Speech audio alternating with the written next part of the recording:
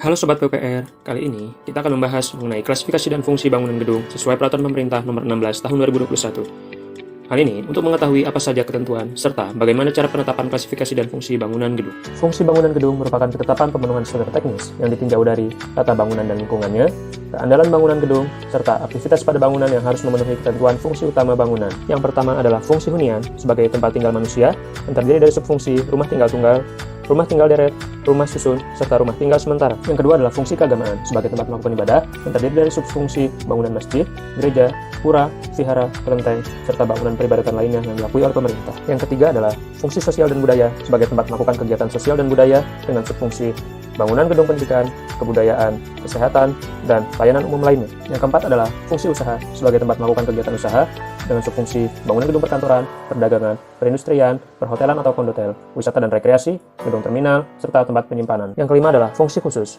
yang karena fungsinya memiliki keamanan dan atau risiko bahaya tinggi yang penetapannya oleh menteri, seperti Istana Negara, bangunan gedung instalasi nuklir, gedung fungsi pertahanan, dan bangunan lain yang ditetapkan oleh menteri.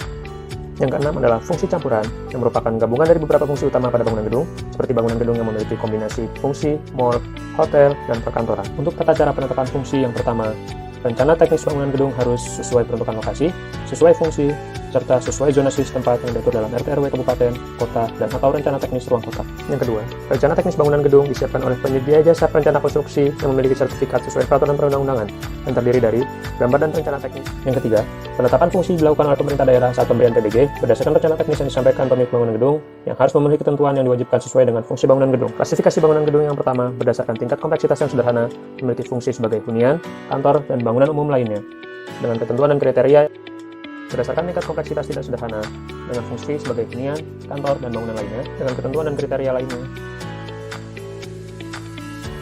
Yang selanjutnya, untuk tingkat kompleksitas bangunan khusus yang memiliki fungsi sebagai istana negara, wisma negara, bangunan gedung instalasi nuklir, dan bangunan lain yang ditetapkan oleh menteri dengan ketentuan dan kriteria lainnya.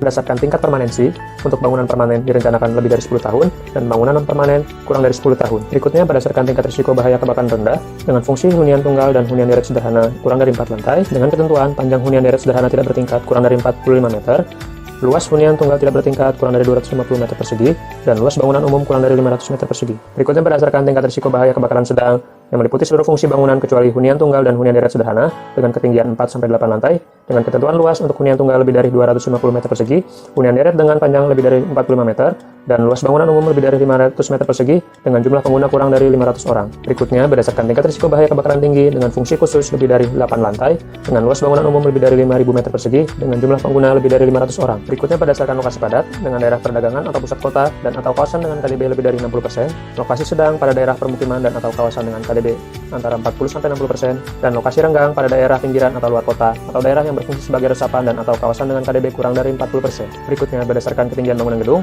untuk bangunan super tinggi atau super tall lebih dari 100 lantai, gedung pencakar langit atau skyscraper untuk 41-100 lantai, gedung bertingkat tinggi atau high-rise building untuk lebih dari 8-40 lantai, gedung bertingkat sedang untuk 5-8 lantai, gedung bertingkat rendah untuk 4 lantai ke bawah. Berdasarkan kepemilikan bangunan gedung, untuk bangunan gedung milik negara direncanakan untuk keperluan dinas, menjadi atau akan menjadi kekayaan milik negara, dan diadakan dengan pembiayaan APBD atau APBN atau sumber pembiayaan lainnya. Untuk bangunan gedung selain milik negara dimiliki perorangan atau badan usaha, tidak memiliki status sebagai barang milik negara atau barang milik daerah. Berikutnya, berdasarkan tingkat risiko bahaya sesuai dengan SNI 1726 tahun 2019 tentang tata cara perencanaan ketahanan gempa untuk struktur bangunan gedung dan non-gedung dan atau perubahannya yang dapat diakses pada laman atau QR code berikut.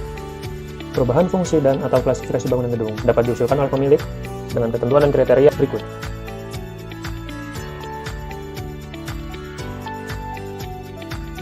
Untuk dokumen peraturan terkait klasifikasi dan fungsi bangunan gedung juga dapat Anda akses melalui laman atau scan QR code berikut.